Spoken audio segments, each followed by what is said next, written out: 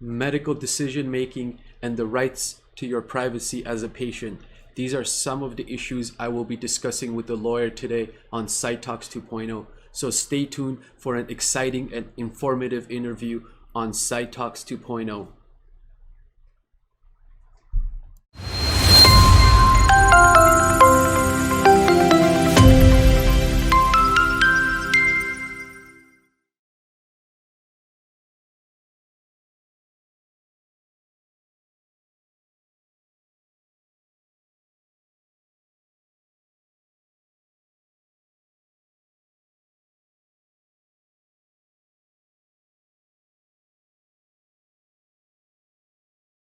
Hello and welcome everybody to another exciting episode of SciTalks 2.0. As always, my name is Dr. Jack Seksenyan, and for today's episode, I have an exciting guest who will talk to us about some of the issues that most patients and family members should know even before entering a hospital.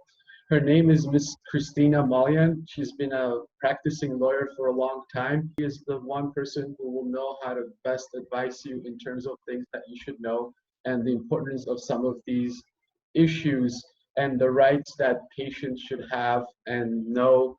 That way, when in an unfortunate circumstance they're in a hospital, they know how to best protect themselves. So welcome, Christina, and if you could please kind of give a quick background about your training and what you do, and just describe to us why it's important to have this discussion in today's episode. Thank you, Dr. Seksenyan. I'm Christina Malyan.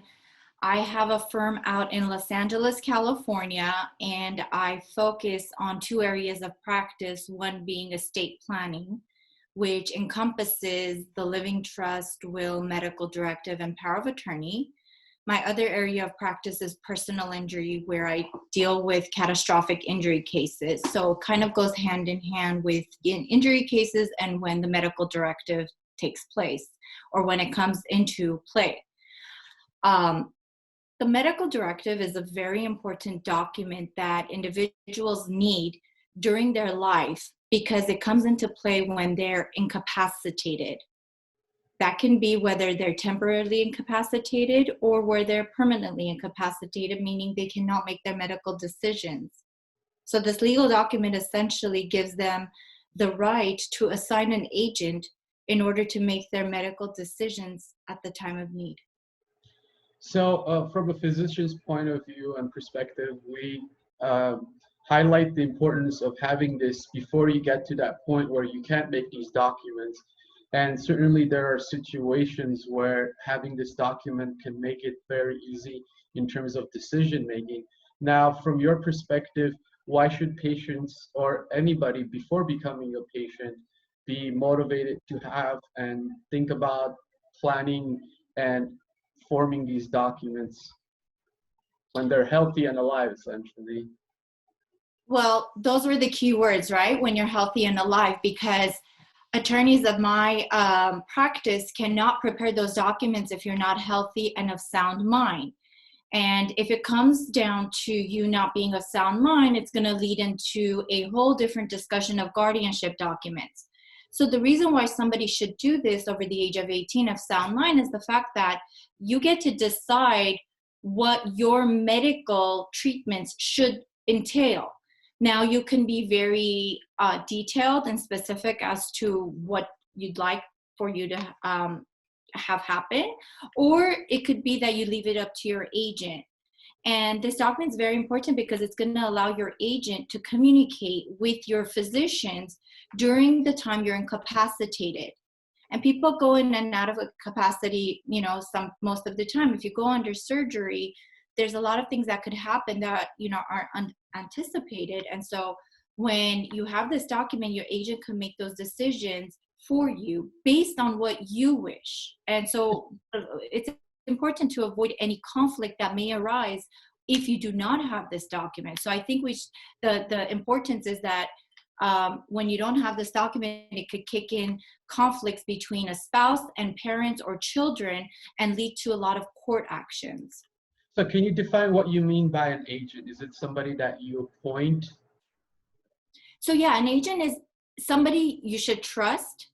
and that you know will carry out your wishes has to be over the age of 18. It could be a spouse if you're married. It could be a friend. It could be a parent. It could be a child, not a child, meaning an adult child. It could be anybody who you know will carry out your wishes. And some people are hesitant to have these kind of documents for the fear of knowing that sometimes if they go into the hospital, they're not going to get the care that they might have thought they wanted. So can you tell us a little bit about when you could essentially absolve this document? Do you have the right to get rid of it at any point? Great question. So the document only comes into play during the time you're incapacitated. So if it's temporary capacity, it means from the moment you were incapacitated until you're out. And the doctors decide that, right? The doctors, such as yourself, in your profession and in your specific field, you would be able to advise the family whether or not this person can make or will not make their decision. So there's a couple of types, and one of the types is called a springing medical directive. Essentially, it comes into play when you're fully incapacitated. Now, it will dissolve, quote unquote, or it will not take into effect once you gain capacity. But there are folks that are permanently incapacitated for several days, months, even years that we've heard in the news media, which then the form will actually carry through until the doctor decides their capacity's back. So can you give us a couple of maybe examples of when not having this kind of a document could lead to very uncomfortable situations for the family and those involved in taking care of the patient? Sure. I think we've all heard during the 90s up until the mid 2000s, we heard of Terry Schiavo, and it was a very highly publicized case. Now, I'm licensed to practice in California. The Terry Schiavo case happened in Florida. So there are differences, but similarities. Terry Schiavo was a young lady at the age of 26 who had a cardiac arrest. And she fell immediately into a coma where, as you know, in a coma, you cannot make your mental state, right? You don't have mental state, you cannot make medical decisions. And Florida, very similarly to California, she didn't have a will. So not having a will or a medical directive essentially forced her husband at the time to go and get conservatorship or guardianship over her person.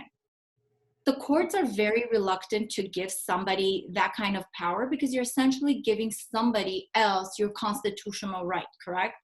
So, and you don't know their motivations, right? As a court, I mean, you might know it as the individual, but the court doesn't know their motivation for wanting to gain such power. That's a very good point, because exactly what happened, or kind of like the talk about the Terry Schiavo, was we didn't know the motivation of why or what the intents are. So for example, her husband got appointed, I think his name was Michael, he got appointed as guardian. Mm-hmm. And he was the sole guardian initially to make the decisions for her. And soon after, I think within a couple of years, we're talking about doctors ruling her to be a persistent vegetative state, meaning the only thing keeping her alive was her feeding tube at the time. So, and he wanted to essentially cut off the feeding tube, and then it caused a huge conflict between him and her parents, Mrs. Schiavo's parents, because they wanted to keep her alive as much as possible, saying that's her wishes. So the court's always going to look at what was Terry Schiavo's wishes, and they did look at it. And they looked at it so many times, doctor, that they actually ended up in a 14 to 15-year lawsuit over many appeals. Legislatures got involved, the governor got involved. I think it went up to the president and to our Supreme Court to that level, because on one hand, the husband was fighting to stop the feeding tube. Again, his questions and motives of inheritance were, at dispute. And her parents, on the other hand, were saying, please keep her alive. This would be, her wishes. who's to say what her wishes would have or would have not been at the age of 26? Nobody anticipated her having a cardiac arrest and falling into a comatose state. So therefore, the medical directive that we prepare at our firm is that it makes, I talk through to my clients about these serious concerns of what they want and when they would want it. Do they want it at a certain age? Do they want to leave it up to 2 or 3 doctors? Do they want to have it whenever, doctors rule it to be in, irreversible or incurable comatose state? So there's a lot that goes into this discussion. So if she had prepared something like this, it would have prevented all of the controversy that came about.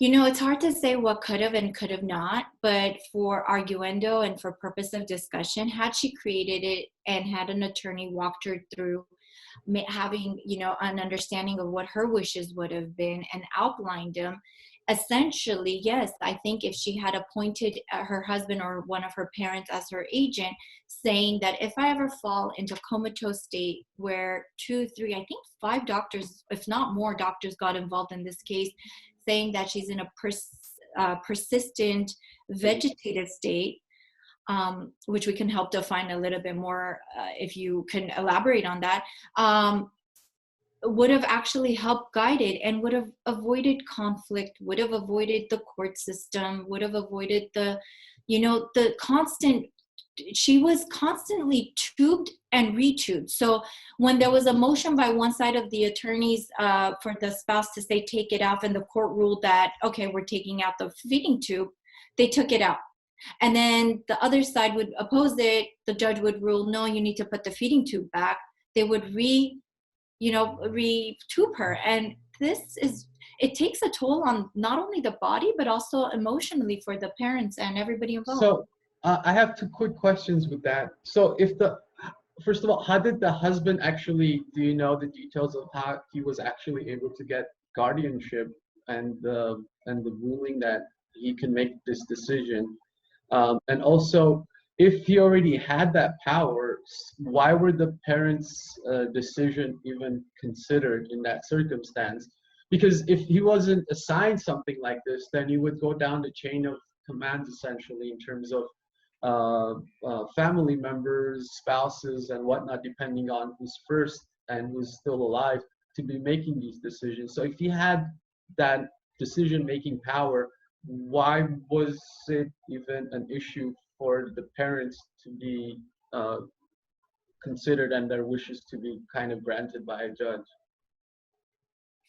So 2 points that you brought up. The first point is, how was he appointed? He was appointed, he had to petition the court. So he had to go through the legal system of Florida in getting assigned to be guardian of her person. I think throughout the case, there was a second guardian that was appointed. I mean, it's been a while since I've taken a look at the case, but I can, get into details if we need to. But I think there was a second guardian appointed because of the back and forth lawsuits. So your question was, why then was there an issue with the parents? Well, anybody of kin and anybody of the probate code can interfere when you do not have these documents in play. I cannot comment on Florida and their hierarchy or their probate laws, but what it appears to be is that the courts found it as important to listen to her parents' opinion and the parental stance. And, they brought up motions that the husband may want to, for other alternative motives, may want to, stop the feeding tube. So that's why they got involved, and they were possibly just looking out for their daughter's interests. So I don't know as to the motives, but I know that there was a lot of conflict between one side versus the other, and this is why, if you have this document in place, it could avoid it all. So bottom line, in terms of this whole situation, as an excellent example, is you shouldn't wait to be at a certain age, because accidents and things could happen to people at any point in their lives, and therefore having something like this prepared could really help everybody involved, right? And so if one were to, let's say, decide to do it, what would be their sort of first step, and how would they go about doing this. Can you kind of walk through the process? Sure. So the process essentially entails meeting with an attorney who prepares estate planning documents. And like I mentioned earlier, this is just one of the many documents that get prepared in a comprehensive, customized estate plan. So the first step would be is to contact your local attorney and have a discussion. Everything starts with a conversation. So I would recommend an individual over the age of 18 call their attorney and find out what their state's laws are and what they can do to set up a consultation to have this discussion. And so what are some of the options in terms of decisions? Like you said, there could be ones where it gets absolved when there are certain situations. I mean, are there variations? Is it complicated, or is it pretty straightforward that people shouldn't be sort of intimidated by all this? I mean, the topic of this discussion is very heavy, and I tend to try to make it as light as possible so that people feel comfortable talking about it. So the conversation could entail such things like, I mean, in my practice, I go very deep into questions such as, should the time come to pull the plug, quote unquote, pull the plug, right to die or right to live, the debate. What is it that you'd like? And I walk my clients through several different scenarios. It could be the very two extremes, keep me alive and pull the plug. Or it could be a gray area where I'd like to have a conversation as to when they feel that it is time for their agent to carry out their wishes. And most of this, most of my clientele fall within this zone of the middle area, because it's usually the area where they are in an irreversible, incurable state ruled by, I believe, like 2 or more neurology doctors. Yeah. At least it depends on certain hospitals and states, but for the most part, you usually need 2 neurologists to kind of make the diagnosis after 2 different neurological exams at 2 time points. I see. Yeah. So typically with the neurologist ruling out the brain activity and declaring somebody to be in this state, it gives the agent the opportunity to carry out your wishes. The discussions could go as far as, if you do cross over to the point where, I mean, this bleeds into the will and the final disposition documents that I prepare as well, whether or not you'd want your organs to be donated. And then we'll go through the details, like for research purpose, for education, for transplant, depending on what you want, you could do that, or you could choose not to donate your organs. We have topics of discussion such as, the final disposition, meaning do you want burial, do you want cremation, depending on different religions, different cultural backgrounds, people have different wishes. So it's very comprehensive. Yeah. In your situation. Yeah. What other things? Autopsy. Like, for example, I knew my grandmother when my grandfather was passing, and the question, and he was like in his mid 80s. My grandmother at the time decided, and at that moment when we were posed with the question for my grandfather, she said, "I'm telling you right now, verbally, out loud, please do not cut me open." She was of age. She didn't have a medical directive, but like her children knew, if mom passes away, children meaning my mom, my dad and my uncle and aunt, they knew that do not, touch grandma. And she passed late, in her mid 80s as well. So I have that conversation with my younger generation, the 30-year-olds, the 40-year-olds, the 60-year-olds, that do you want to go through autopsy or not? And we're not discussing whether it's legally necessary or not. Yeah. Necessary, absolutely. But we are discussing whether or not a choice. And so, those are discussions we have. We, talk about relief from pain. There are some individuals in some cultures that do not allow the administering of I believe it's morphine. You can correct me if I'm wrong. Yeah. I mean, definitely there are a lot of painkillers that certain people refuse because of religious beliefs about taking in substances that are mind altering, and it's against their religion. So that is one of the categories of drugs that people can refuse to be administered.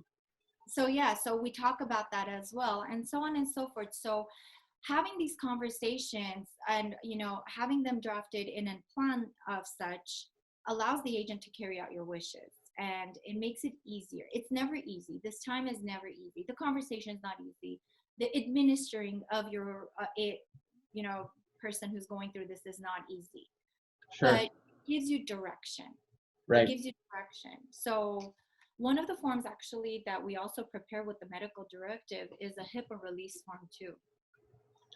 So that's the one thing that I wanted to kind of switch gears and kind of go over to the other side in terms of the rights that you also have as a patient going into a hospital in terms of preserving your privacy and things that can be essentially communicated with the family or even with other people regarding your medical treatment. So if you could tell a little bit about that, because I think most physicians know generally about it, but I think some of them are still not in certain circumstances unwillingly or sort of unknowingly not paying attention to these, which can sometimes violate the person's privacy situations.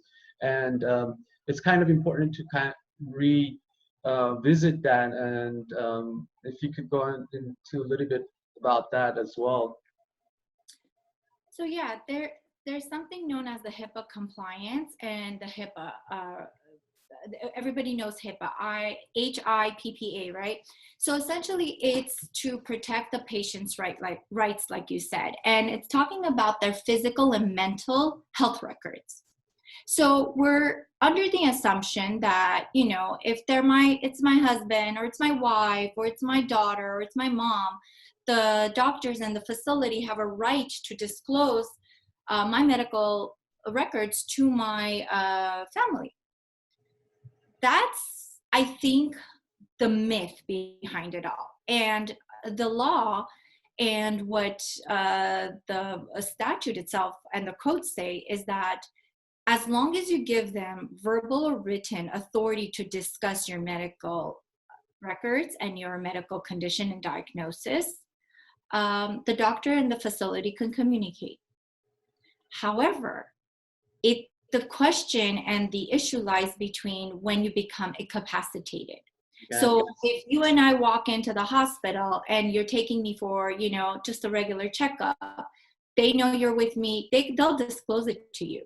And because I've obviously given them implied consent, bringing you along, having you sit in the room and talk in front of you. So they're, you know, I think typically doctors just continue the conversation, right? We generally ask, if we walk into a room and there's family, we ask the patient if it's okay to talk in front of the family, or if the family is in the patient waiting room, we ask the patient, is it okay for us to communicate the plan or the diagnosis with the rest of your family members? And depending on the patient's choice and their verbal communication, you go and do accordingly. So that's very good practice, actually, and that's great that you do that. But there's times, like in the example I was bringing up, there's times where something can happen. You know, there's so many things that could happen in an ER situation, in urgent care, and emergency rooms that, you know, you can take a patient in, they seem fine, but then they could go into a septic shock or they could go into a comatose state, and immediately they lose the capacity. They lose capacity. And so when that happens is at that point, that right and that authority stops. And unless the patient has a HIPAA release form to allow X, Y, and Z individuals to obtain the medical records or to discuss the medical condition, the doctors and facility should adhere from even having any communication with the family regarding the patient's medical condition. So that's, I think, very important from a patient perspective too, because people don't realize that a priori baseline, your medical records are private. And so in order for anybody to know about it, you have to give consent. So if there comes a point, like you're saying, in an acute situation where somebody is brought in by emergency and they're not there to give consent, then even if it's their husband, kid, they can't know anything about the patient's situation, right? So that's another important thing to be discussing and having before, God forbid, you are involved in some kind of a traumatic situation where you're not able to communicate this. That's right. It's definitely something that should happen. Like in reality, when we're taken to the hospital, we have some form of capacity, or, we're good, we're alive, we're alert, but things can change. So in the hospital, if you don't have anything, because they'll ask you, I think most hospitals do, or most doctors do, and they ask, do you have a medical directive? Who can I talk to? Who's your emergency contact? So and you sign a bunch of documents and you have no idea what you're signing. And they could be a page or 2 page or 3 page or a few pages that you're signing, initialing, and giving the hospital the right to speak to an agent or your family member. With the documents that you prepare beforehand, you've already done that. So in a situation where some family member takes you and you're not alert or whatnot, the hospital will ask the family member, I've dealt with this on a personal level, do you have any documents that I can speak with you? So, this unfortunately had happened to my dad. And when we took my father in, we didn't know at the time what was going on. And he seemed alert to our, lay opinions view. He seemed alert.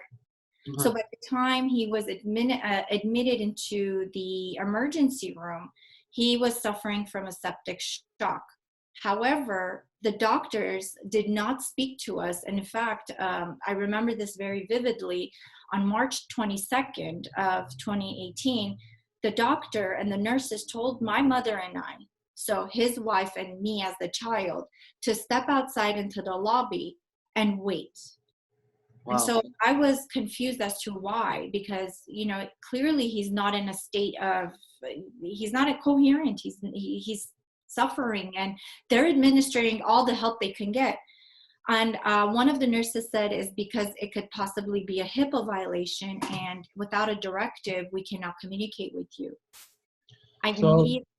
It's really, really important to actually have these things and think about them, because unfortunately you went through it yourself personally, and you realize what kind of extra suffering it could bring on to the family, being there and not being able to know what's going on with my dad. I mean, I understand where the doctors come from. I understand where the facility comes from, and the nurses, they're there to help the patient. But, being a family member and going through that and being just, told to go wait in the lobby and not know what's happening of the outcome to make decisions. Dad had communicated to us his wishes. But what the interesting thing is because a year prior to that episode, he had a valve replacement. So right before he went into his valve replacement, I had my office draft his medical directive. And so I remember that I had that document, and I immediately had my office fax it over to the hospital he was at.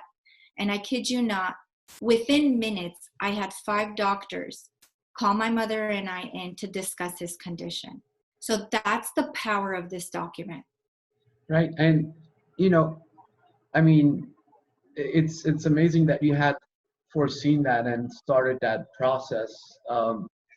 And it allowed you to know what's going on, but people might not realize the importance of doing that. So I think a conversation like this definitely should start people to thinking along those lines. And of course, with your personal experience that you shared with us, it shows you that these things are as important as doing your taxes and paying your bills.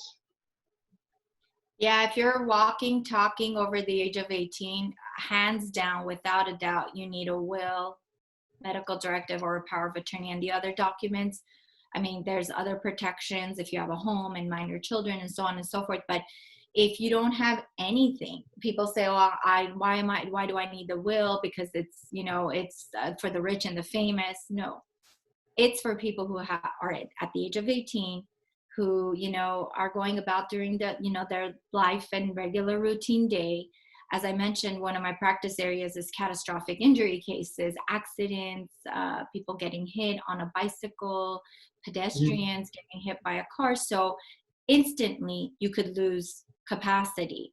And it actually puts attorneys on a bind too, because they don't, you know, if you don't have these documents, there, you know, and God forbid something happens and you pass away and there's a lawsuit that's pending, you know, we have to open up an estate, it kicks probate, it gets complicated. I actually got a phone call from a Florida attorney today, and they're doing a mass tort action on a client of theirs, and she passed away, and now they have to open up an estate in California for the son and open up the probate and so on and so forth. So it just creates hurdles that you can avoid by just getting these documents done.